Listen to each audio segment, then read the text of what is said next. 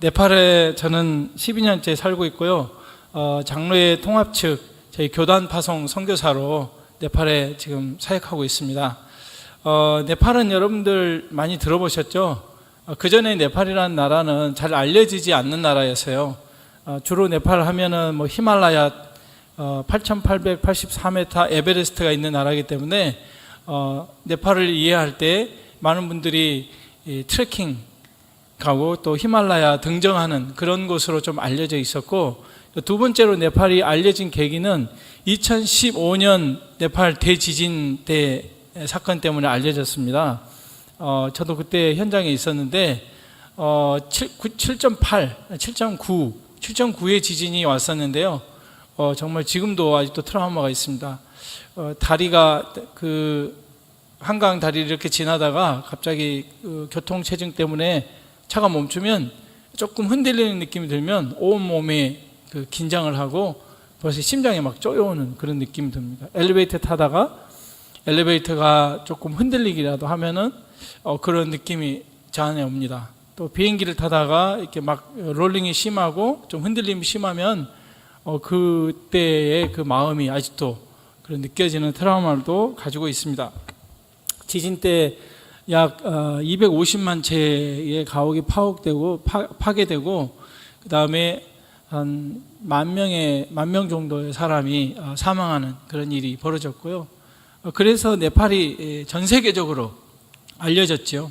IT 지진 나고 나서 얼마 안 있어서 바로 네팔 대지진 났는데, 그리고 그렇게 해서 이제 전 세계에 조금 알려져 있고요. 또 하나 네팔이 전 세계에 알려진 계기는 2001년도 네팔 왕세자가 왕궁에서 왕과 왕비 그리고 자기 가족 8명을 총살하는 사건이 일어나요. 그래서 전 세계에 네팔이라는 나라가 그때 한번 부각되는 그런 나라입니다. 네팔은 힌두교 국가였고요. 2008년까지 힌두교 국가였습니다. 그래서 모든 다른 종교가 인정이 안 됐어요. 그래서 2008년도까지는 힌두교 국가였는데 2001년도에 왕이 죽음으로 말미암아서 정부가 굉장히 무정부 상태나 비슷하게 굴러갔어요. 그래서 크리스찬들이 이제 숨어서 예배드리고 또 예수 믿으면 핍박받고, 초기 1세대 크리스찬들은 대부분이 감옥에 갔다 왔습니다. 보통 2, 3년 정도 감옥에 갔다 왔고요. 그리고 2001년도에서 2015년까지는 약 16년가량은 마음껏 전도할 수가 있었어요. 제가 처음에 갔을 때도 교회를 개척하고 네팔 사람들에게 복음을 전하는 일을 굉장히 열심히 했었는데 지금은 그렇게 할 수가 없습니다. 2008년도에 왕정이 무너지고 2015년도에 민주공화정으로 바뀌면서 헌법이 세워졌거든요. 그 전까지는 저희가 굉장히 활발하게 활동했었습니다. 그리고 2018년도에 힌두교 국가가 아니고 이제는 세속 국가인데 다른 종교를 가진 사람이 다른 사람에게 전도를 하거나 개종 활동하면 징역 3년 또는 5년에 처한다는 형법이 발표가 됐어요. 그래서 저희가 지금은 이렇게 마음껏 전도하거나 그렇게 자기를 드러내놓고 할 수가 없는 그런 상황이 되었습니다. 어쨌든지 간에 하나님은요, 지금 네팔이 전 세계에서 가장 복음화율이 빠른 나라거든요.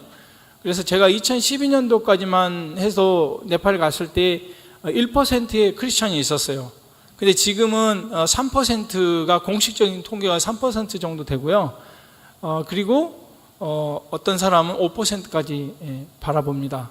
그래서 제가 2012년도에 갔는데 지금 2023년도 지금 그렇게 많은 세월이 아닌데 빠른 속도로 크리스천들이 계속해서 생기고 있습니다. 그래서 하나님께서는 친히 하나님께서 선교하고 계시고 또 이렇게 선교 상황이 계속 막히는 것 같지만 하나님께서는 하나님의 나라의 일을 계속해서 이루고 있다는 것을 먼저 말씀드리고 싶습니다. 그리고 이 선교는 선교사들, 현장에서 일하는 선교사들이 선교하는 게 아니고 첫 번째는 하나님이 선교하시고 두 번째로는 선교사와 협력하는 교회들, 후원자들, 동역자들을 통해서 함께 일하신다는 겁니다. 바울은 고린도전서 3장 9절에 우리는 하나님의 동역자들이요 너희는 하나님의 밭이요 하나님의 집이라고 그렇게 말씀하고 있습니다. 그래서 하나님께서는 우리와 함께 하나님 나라의 회복을 위해서 하나님 나라의 선교를 위해서 함께 일하고 계시다는 것입니다.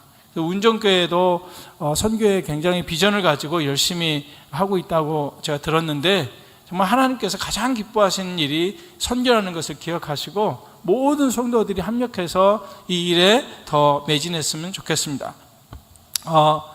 저라는 선교사가 네팔에서 뭐 하고 있지? 유봉선 선교사는 어떤 분인가? 네팔은 어떤 나라인가? 어떻게 선교하고 있지? 그거를 잠깐 제가 5년 전에 만든 영상인데요. 급하게 만들 수가 없어서 일단 그거를 통해서 제가 어떻게 선교하고 있는지 보여드리고 그 다음에 지금 하고 있는 일들을 통해서 말씀을 전하고 싶습니다. 영상 한번 보여주십시오.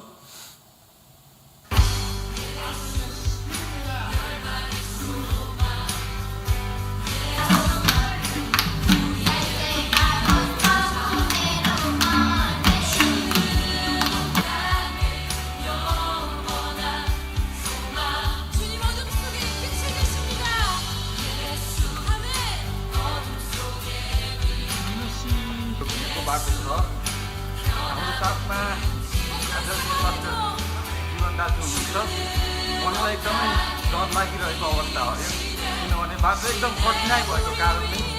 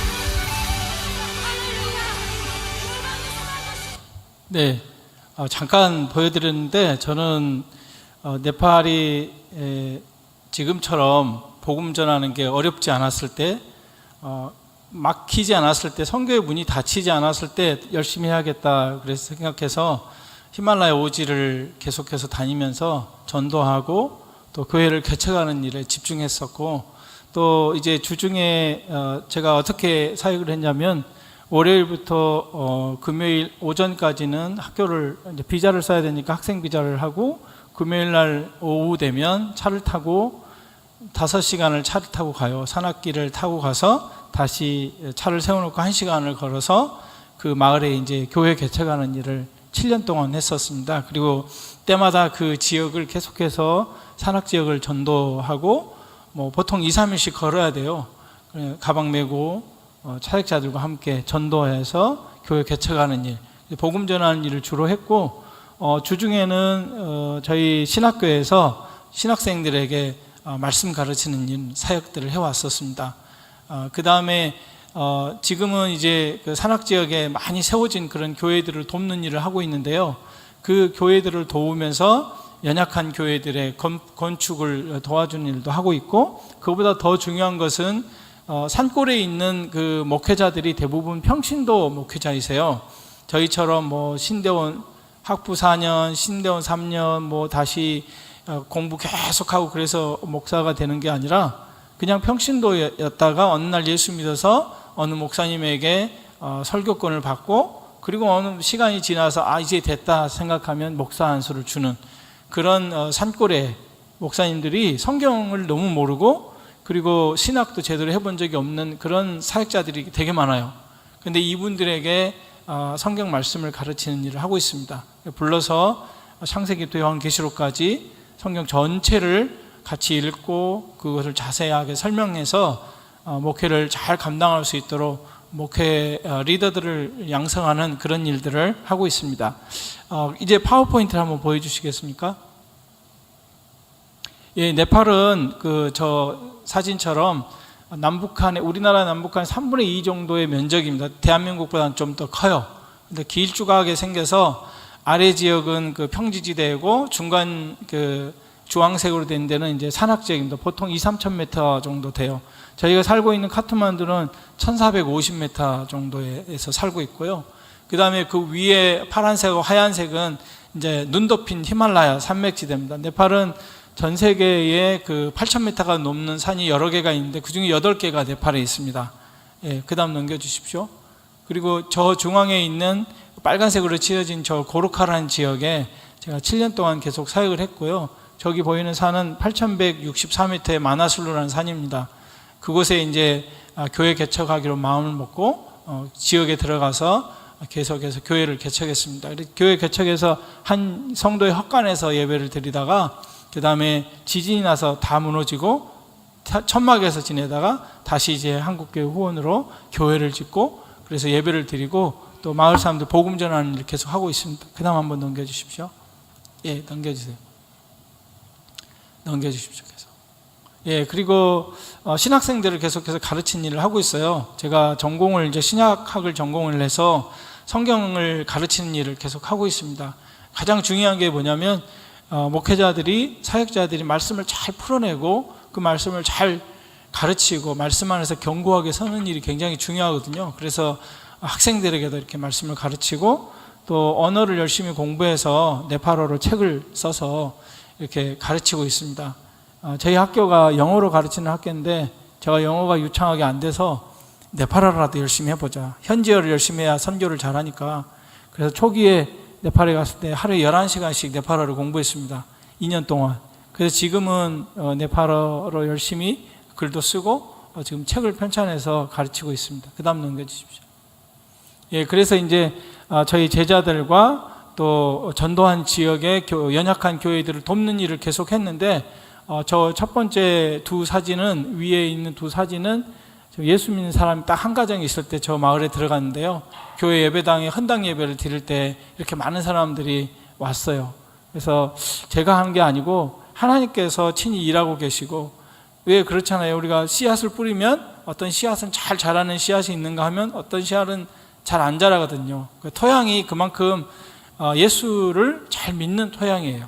물론 뭐 다시 힌두교로 돌아가는 사람도 많지만, 그 다음에 그 밑에 보면 제가 5시간 차를 타고 가고 1시간 다시 걸어가야 되는 지역에서 다시 이틀을 걸어가야 되는 지역이에요. 저 교회는 히말라야 오지예요.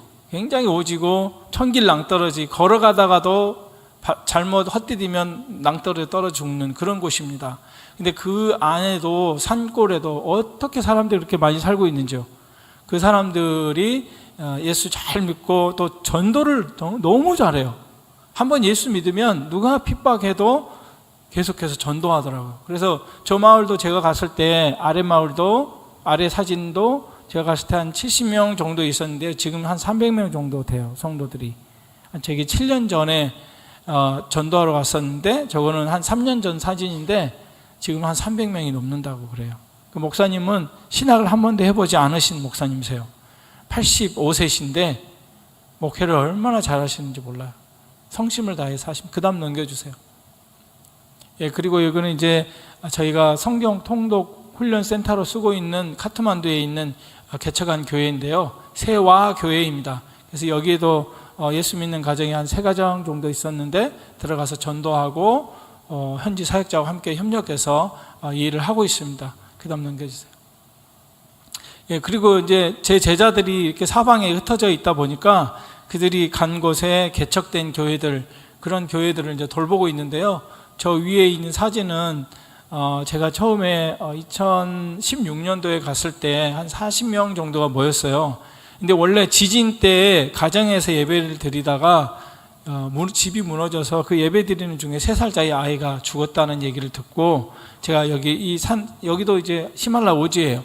굉장히 깊은 오지인데 거기에 방문해서 자기들이 교회가 건물이 필요하다. 그래서 왼쪽에 오른쪽에 보면 그 파란색으로 된 양철 지붕으로 저렇게 집을 교회를 지어줬는데 가니까 이렇게 열심히 예배를 드리고 있더라고요. 그런데 7년 후에 연락이 왔어요. 선교사님, 저희가 예배당에 들어가지 못할 정도로 사람이 많이 이렇게 교회에 오게 됐습니다.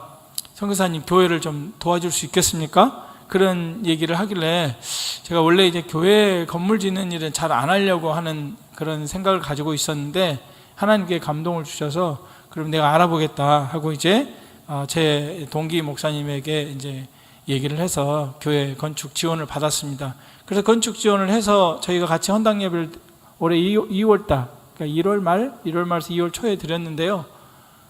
여기 마을에, 그 마을에 단 한 가정 빼놓고 다 예수 믿는다는 거예요. 250명 정도가 교회에 나왔더라고요. 참 놀랍지 않아요? 7년 동안 제가 갔을 때 한 40명 정도 예수를 믿었는데 7년 후에 갔더니 한 가정 빼놓고 다 예수를 믿는다는 거예요. 하나님께서 일하고 계시더라고요. 이거를 무엇을 말씀하고 있냐면, 우리가 볼 때 한국 교회는 지금 많이 식어져 있고 또 여러 가지 한국 교회가 많이 굉장히 좀 쇠퇴 위기다, 그런 얘기를 하고 있지만, 그렇다고 해서 하나님의 역사가 멈추는 게 아니에요. 하나님의 역사는, 하나님의 선교는 계속해서 이루어지고 있고 또 열방 가운데서 하나님께서 친히 일하고 계시다는 거예요. 저기에서 그런 히말라야 산악 지역의 교회들을 방문해서 보면은 깜짝깜짝 놀랍니다. 우리 하나님 정말 살아계시구나. 우리 하나님 정말 살아계시고 하나님께서 친히 일하시는구나, 그런 느낌을 굉장히 많이 받습니다. 그 다음 넘겨주세요. 네, 그래서 이제 그 산악 지역에 갔더니 목사님들이 너무 못 배워서 처음에는 한 지역을 타겟을 삼고 그 지역을 계속 다녔었는데, 지금은 네팔의 전 지역의 목회자들을 다 불러서 말씀을 가르치고 있습니다. 그 다음 넘겨주세요. 예, 저희 센터에 와가지고 저렇게 보면은 농사 짓는 사람들이에요. 농사 짓는 사람들, 목동들이에요. 전부 다 깨제제 해가지고 와요, 목사님들이. 그러면 이분들 오가는 차비도 주고 맛있는 식사도 대접하면서 저랑 아침 7시부터 저녁 9시까지 성경을 공부해야 돼요. 예, 그 13일을 공부해야 됩니다. 13일을. 근데 이분들을 한 번에 다 불러 올릴 수가 없으니까, 자기 일이 있잖아요. 불러 올릴 수가 없으니까 4박 5일 해서 보내고, 다시 한 달 후에 다시 4박 5일, 다시 한 달 후에 5박 6일. 원래는 4번 불렀는데 돈이 너무 많이 들어가지고 3번으로 바꿨습니다. 그래서 이 13일 동안 아침 7시부터 저녁 9시까지 성경을 읽어야 돼요, 저랑. 그냥 읽는 게 아니고 영적인 의미를 잘 설명해 주고 신학적인 의미도 설명해 주면서 성경 공부를 합니다. 그 다음 넘겨주세요. 저기 보시다시피 네팔은 인도와 중국, 티벳의 중간에 끼어있는 나라예요. 그래서 바다가 없어요. 넘겨주세요. 저 네팔이라는 나라에 그 보라색으로 되어 있는 고르카라는 지역인데, 여러분 영국의 구르카 용병들 아시죠? 전쟁 용병들 굉장히 용감합니다. 그 트럼프와 김정일이 싱가포르에서 회담을 할 때 경비 보초를 섰던 사람들이 네팔 사람들이에요. 고르카 용병들. 그 지역입니다. 저기 고르카라는 지역인데, 저 지역을 계속 7년 동안 다녔는데 지금은 이제 확장해서 이렇게 깃발이 꽂아져 있고 동그라미로 쳐진 전 지역에서 저에게 이제 저희 센터에 와서 말씀을 배우기 위해서 옵니다. 그래서 그분들의 연약한 교회들을 도우니까 네팔의 연약한 교회를 돕잖아요. 그리고 교회 건축을 해주면 반드시 2배, 3배 성장합니다. 예, 거의 다 그런 건 아니지만 대체적으로 성장합니다. 그 다음 넘겨주십시오. 예, 그래서 저희 제자들, 성경 통독 학교에 왔던 연약한 교회 제자들, 헛간에서 예배드리고 또 그 짐승 막사를 청소를 해가지고 거기를 예배당으로 만들어서 드린 그런 것들의 교회를 저렇게 도와줬는데 계속해서 저렇게 성장하고 있습니다. 그 다음 넘겨주십시오. 예, 넘겨주세요. 이거는 그냥 넘겨주십니다. 예, 그 다음에 여기는 이제 제가 최근에 좀 어려운 일이 있었어요. 선교 후원이 좀 끊기는 일이 있었는데 그래서 이제 목사님들을 불러올 수가 없으니까 그러면 어떻게 하나. 그래서 이제 신학생들은 학교에 있잖아요. 그리고 돈을 줄 필요가 없어요. 차비도 줄 필요가 없고 식사 대접할 필요도 없습니다. 제가 가서 열심히 가르치면 되거든요. 그래서 졸업하는 4학년 학생들에게 저랑 똑같이 12일 동안, 이 친구들은 12일 동안 성경 공부를 하고 그리고 자기 사역지로 돌아가도록 그래서 훈련을 하고 있고요. 지금 이제 다음 주에 제가 네팔을 복귀하는데 9월 달부터 또 신학교들을 계속해서 가르쳐야 됩니다. 그래서 저의 주요 사역은 교회 개척과 인재 양성하는 일을 하고 있습니다. 이 2가지 사역이 굉장히 제 사역의 포커스이고요. 그 다음 넘겨주십시오. 그리고 이제 출판 사역입니다. 그래서 책들을 계속해서 쓰고 있고 성경을 공부하고 성경을 잘 이해할 수 있는 그런 책들을 계속 쓰고 있습니다. 그 다음 넘겨주세요. 네, 그거 넘겨주십시오. 넘겨주세요. 그냥. 네, 넘겨주세요. 여기도. 그리고 이제 저희가 또 카트만두에서 매주 출석하는 현지 교회인데 그 아이들이 교회에 나오는 15명의 아이들이 있는데 이 아이들이 다 공부를 못하는 거예요. 부모님 너무 가난하니까 아무도 그 공부를 봐줄 사람이 없는 거예요. 부모님들 중에도 글씨를 못 읽는 사람도 많이 있으니까. 그래서 교회 아이들이 다 낙제했다는 거예요. 너무 속상하더라고요. 예수 믿으면 잘 돼야 되잖아요. 그래서 저것도 이제 후원교회 목사님한테 제 양철 지붕으로 된 교실을 한 300만 원을 주고 저 교실을 만들었습니다. 땅을 임대를 하고 그래서 아이들을 한 5개월 동안 선생님들 불러서 5개월 동안 가르쳤더니 다 패스했어요. 그중에 1등도 나오더라고요. 이렇게 머리가 좋은 아이들이고 하면 되는데 방치하는 거예요. 그랬더니 여러분 주변에서 우리 아이도 가르쳐달라고 보내줍니다. 그리고 안 믿는 부모님 한 가정이 엄마 아빠가 교회 나와서 예수 믿고 세례받는 일도 있었습니다. 그래서 지금 저희가 주로 하는 일, 저희가 직접적으로 전도지 나누고 예수 믿으세요 또 이렇게 할 수가 없는 상황이어서 다양한 방법으로 접근을 하고 있고요. 저의 주요 사역은 굉장히 네팔 사역자들 그런 리더십들을 키워가는 일입니다. 그래서 제가 성경 통독 사역을 하고 있는데 하루 종일 네팔 말을 쓰니까 13일 동안 쓰니까 머리가 터질 것 같더라고요. 집에 오면은 그냥 넉다운 되는 거예요. 하루 종일 우리나라 말이 아니라 네팔 말, 가끔 막 네팔 말이 나오려고 하면 제가 한국말로 통제하는데 네팔에 가면 하루 종일 네팔 말만 쓰다 보니까 한국말 하고 싶잖아요. 지쳐요. 그래서 안 돼. 이게 내가 할 일이 아니다. 이거 제자들 키워야 되겠다. 그래서 4명의 사역자들 키워서 지금 그 사람들이 가르치고 있어요. 6개월, 1년을 계속해서 트레이닝하고 저 앞에서 저를 성경을 가르쳐야 돼요. 그리고 하고 나서 또 네팔은 언제 선교사들이 추방될지 문이 닫힐지 모르기 때문에 제자들을 키워서 그 제자들이 네팔 복음화를 위해 수고하도록 하는 일들을 하고 있습니다. 그 다음 넘겨주십시오. 예, 넘겨주세요. 저희 방과후학교 아이들 한번 눌러주세요. 애들 손은 흔들 텐데. 네, 저희 우리 거룩한 빛 운정교회도 한번 네팔 방문하셔서 아이들과 또 복음도 전하고 사랑도 나누고 또 교회도 건축하고 그런 일들을 함께 했으면 좋겠다는 생각이 듭니다. 그 다음 넘겨주세요. 예. 오늘 성경 말씀인데 이 본문 한번 읽어볼까요? 같이 한번 읽겠습니다. 여호와께서 이르시되 내가 수고도 아니하였고 재배도 아니하였고 하룻밤에 났다가 하룻밤에 말라버린 이 박농쿨을 아꼈거든 하물며 이 큰 성읍 니느웨에는 좌우를 분별하지 못하는 자가 12만여 명이요 가축도 많이 있나니 내가 어찌 아끼지 아니하겠느냐 하시니라. 아멘. 여러분 선교에 대한 본문이 신약 성경에는 굉장히 많은데 구약 성경에 명확하게 선교에 대한 본문이 바로 요나서가 저희에게 말씀하고 있습니다. 요나서를 보면은 무엇을 말씀하고 있습니까? 하나님께서 요나를 부르셨을 때 북이스라엘의 왕은 여로보암 2세라는 왕이 통치하고 있었습니다. 이 여로보암 2세 때는 북이스라엘이 굉장히 부유한 나라였어요. 그리고 영토도 북이스라엘 역사상 가장 큰 영토를 가지고 있는 그런 창대한 시기였습니다. 그러나 반면에 영적으로는 가장 타락한 시대였어요. 그래서 하나님께서 3명의 선지자를 일으키시는데 첫 번째는 호세아 선지자, 그리고 아모스 선지자를 북이스라엘로 그리고 보내셔서 회개하고 돌아오라, 회개하고 돌아오라, 그렇게 하나님께서 말씀하시는 일을 하게 하시고요. 반면에 요나는 어디로 보냅니까? 아수르의 니느웨라는 땅으로 보내요. 이방 땅이죠. 니느웨라는 땅으로 보내서 니느웨를 하나님께서 심판하시겠다는 선언을 하게 합니다. 여러분, 하나님께서는 우리의 생각은 어떻습니까? 우리의 기도가 그렇잖아요. 우리 자신에게 우리 자신, 나, 그리고 나의 가족, 그리고 크게는 내 나라, 내 민족에게만 굉장히 기도가 우리가 중점을 두고 기도할 때가 많습니다. 그러나 하나님의 관심은 어디에 있습니까? 하나님의 관심은요, 요나는 온통 자기 자신과 자기 민족에만 관심이 있었어요.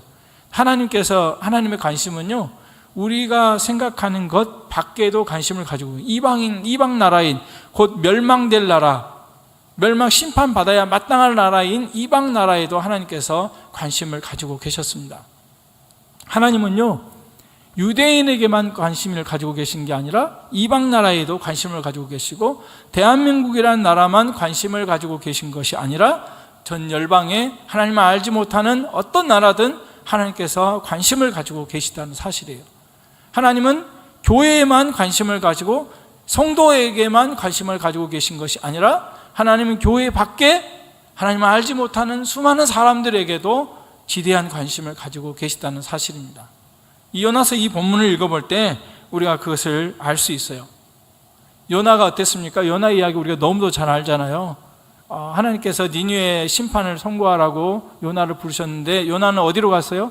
니느웨로 안 가고 다시스로 가려고 했습니다. 근데 어떻게 했습니까? 하나님께서 다시 요나를 니느웨 땅으로 보내게 하셨고, 요나는 회개하고 다시 니느웨에서 열심히 선교했어요. 선교한다기보다는 이제 하나님의 심판 선언을 한 거죠. 니느웨가 3일 길인데 하루 길을 걸어서 하나님의 심판을 선포합니다. 그랬더니 왕부터 시작해서 모든 백성들이 다 회개했다고 그래요. 하나님께서 마음을 바꾸시잖아요. 마음을 바꿔서 니느웨를 심판하지 않겠다 그러니까 요나가 너무 화가 나는 거예요. 이 멸망받아야 될 백성들, 이 저주받아야 될 백성들, 심판받아 마땅할 백성들, 하나님 왜 심판 안 하시는 거야? 오히려 하나님께 성을 내고 화를 내는 그런 모습을 보게 됩니다. 4장 1절에 요나가 싫어하고 성내며 이렇게 얘기하고 있고요. 4장 3절에는 여호와여 원하건대 이제 내 생명을 거두어 가소서, 사는 것보다 죽는 것이 내게 나음이니이다. 차라리 나를 죽여달라고 그럴 정도로 미워한 거예요. 근데 하나님께서 요나에게 뭐라고 말하십니까? 내가 성낼 권한이 있느냐? 내가 성내는 것이 옳으냐? 하나님께서 질문을 던지셔요. 내가 성내는 것이 옳으냐? 다른 성경에 보면 여호와께서 이르시되 내가 성낼 권한이 있느냐? 그렇게 말씀하고 있습니다. 하나님의 관심은요, 우리 북한 땅 바로 여기 보이잖아요. 북한은 어떻게 보면은 우리 법적으로나 여러 가지 보면은 우리의 주적이기도 하지만 우리의 동포이기도 합니다. 근데 우리가 이 북한 땅을 바라볼 때 한쪽으로만 생각하면 안 됩니다. 하나님께서 그들을 얼마나 불쌍히 여기시는지, 하나님은 그들을 얼마나 사랑하시는지, 하나님은 그 땅을 얼마나 불쌍히 여기시는지 보는 눈이 있어야 돼요. 그래서 북한 선교를 위해서도 우리가 열심으로 선교를 해야 되는 겁니다. 하나님의 관심이 어디 있느냐, 하나님의 뜻이 어디 있느냐를 우리가 알고 행하는 것이 중요합니다. 하나님께서는 지금도 땅끝까지 복음이 증거되기를 원하세요. 하나님이 자비를 베푸시기를 원하는 그 지역에 우리가 어떻게 하나님 저희 자비를 베푸지 말아주십시오라고 말할 수 있겠습니까? 자비를 베푸시는 건 하나님의 권한이잖아요. 하나님 저 사람 멸망하게 해주세요. 저 사람 죽게 해주세요. 그게 아니라 하나님은 그가 회개하고 돌아오기를 원하시는 게 하나님의 뜻이라는 겁니다. 이방 나라 이방 백성들, 네팔에 가면 3억 3천만 개의 신을 섬기고 있습니다. 여러분 힌두교는요 다신론이에요. 그래서 저희도 가면서 다 신이에요. 사람도 다 신이고 동물도 신이고 나무도 신이고 돌도 신이고 다 신이에요. 인구가 3천만인데 10만 3억 3천 개가 있습니다. 그런 나라, 어떻게 보면은 영적으로 굉장히 우상을 섬기고 있는 나라인데 정말 요나의 마음을 가지고 있다면 이 나라 사람들 다 멸망해버려야 될 텐데, 하나님이 심판하셔야 될 텐데, 다 우상 섬기고 있거든요. 돌 섬기고 있고 다 다른 신을 섬기고 있는데 멸망받아야 마땅할 나라. 근데 하나님은요, 그 땅을 너무도 사랑하십니다. 불쌍히 여기시는 거예요. 제가 2011년도에 목회를 하다가 선교를 떠나야 되겠다. 도저히 이 선교에 대한 이 불타는 마음을 가지고 난 목회할 수 없어. 그래서 제 아내에게 여보, 나 네팔 갔다 올게. 그리고 일주일간 여름 휴가를 받아서 월요일날 가서 주일날 새벽에 도착해서 예배는 참석했는데, 목회자들 이렇게 휴가가 길지가 않잖아요. 그래서 가서 도착했는데 네팔 갔더니 너무 지저분하고 더럽고 뭐 비포장이고, 그때 여름에 갔는데 질퍽질퍽하고 사람들은 다 향 피고 있고 우상 숭배하는 그 모습을 보면서 제 마음이 너무 답답하더라고요. 과연 이 사람들을 선교할 수 있을까? 한 사람이라도 전도해서 예수 믿게 할 수 있을까? 자신이 없더라고요. 너무 더러운 거예요. 아이들 보낼 학교를 갔더니 학교는 정말 저희 초등학교 때 그 푸세식 화장실 얼마나 더럽습니까? 그런 학교에 그런 모습이 그대로 그려지는 거예요. 그래서 제가 그때 여과 없이 사진을 다 찍어서 아내를 보여줬어요. 여보, 가자. 하나님이 이 땅에 일하란다. 그랬더니 일주일 동안 대답을 안 하는 거예요. 일주일 동안 대답을 안 해서, 그래서 제가 가만히 있었어요. 말할 때까지. 일주일 후에 제가 사인을 줬습니다. 하나님이 그래도 가라고 하시는데 어떻게 하겠냐고. 갔습니다. 근데 사실 저는 네팔에서 정탐을 갔을 때 네팔 오기 싫었어요. 가기 싫었어요. 너무 싫었어요. 너무 더럽고 지저분하고 우상으로 가득한 그 땅에. 근데 3일을 도는데 4일째 되는 날 저녁에 기도하는데 하나님께서 저에게 이 땅을 불쌍히 여기는 마음을 주더라고요. 여기에 내가 불쌍히 여기는 영혼들이 얼마나 많은지 아니? 하나님 그 마음을 저에게 주시는 거예요. 너무 부끄럽습니다. 그래서 네팔을 가기로 결정했고, 그리고 네팔에 지금까지 열심히 사역을 하고 있습니다.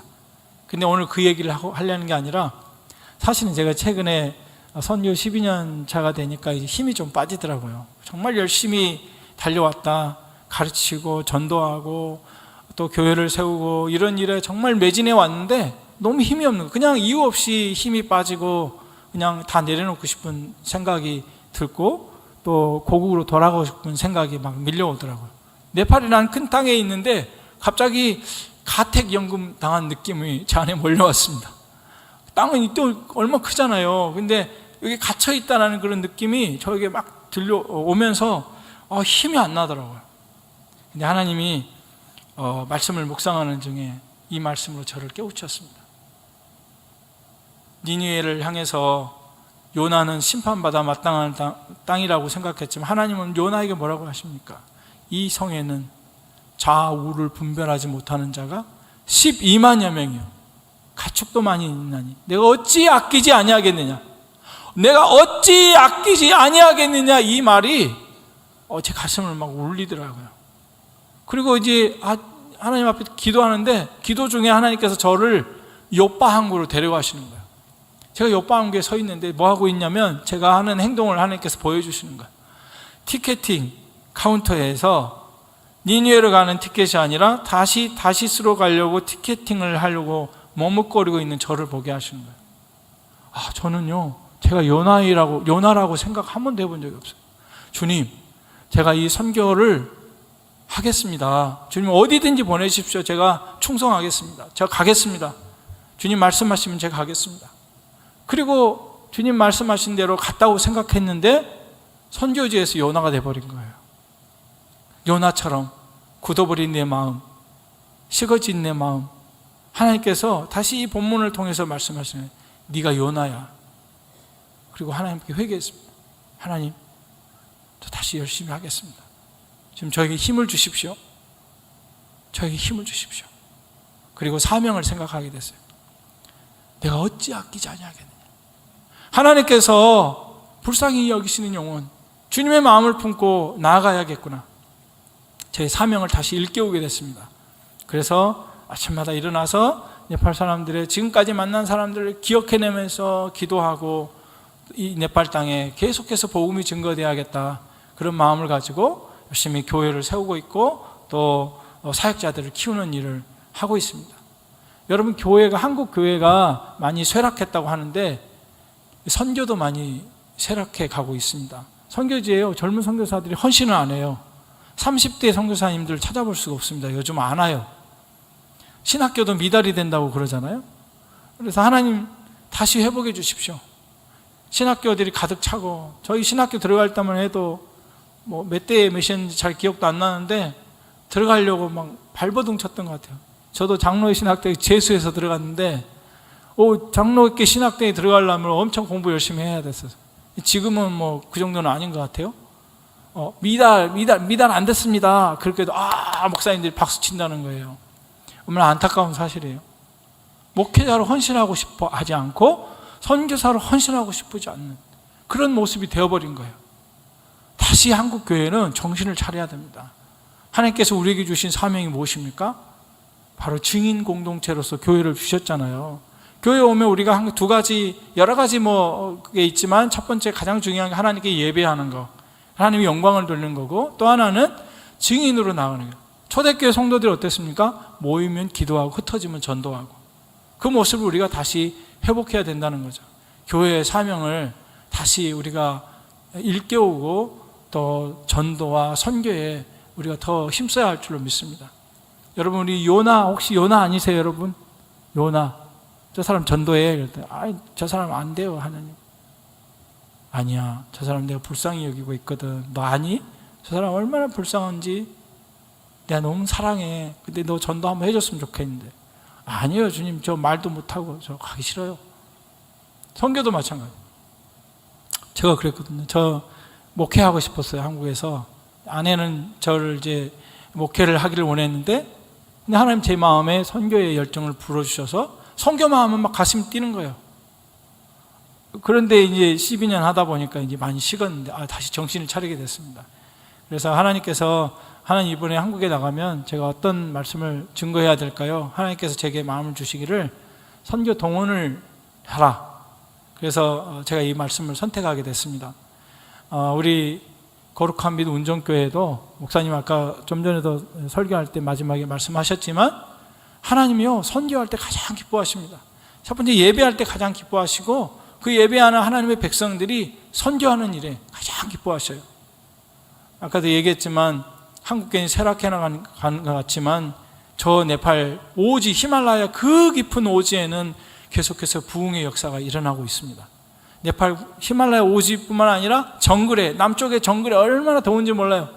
40도가 넘어갑니다. 거기 땀도 너무 나요. 가만히 서 있으면 땀이 줄줄줄줄 흘러내리는데, 근데 그 정글에도 교회들이 엄청나게 세워지고 있고 계속해서 예수 믿는 사람들이 늘어나고 있습니다. 그걸 보면 저는 깜짝 놀라요. 주님이 이 천국 복음이 온 세상에 전파되어야 하리니 그제야 끝이 오리라 말씀하신 것처럼 주님 오실 때가 되어가는구나. 더 매진해서 하나님의 이 우리에게 주신 사명을 감당하자. 그렇게 다짐하게 됐습니다. 사랑하는 성도 여러분, 말씀을 맺겠습니다. 우리가 이 사명을 감당하려면요, 우리의 힘만 갖고는 안 돼요. 그래서 하나님께 기도해야 됩니다. 성령 하나님이 도우셔야 돼요. 그래서 저도 항상 기도합니다. 주님, 오늘 저에게 힘 주십시오.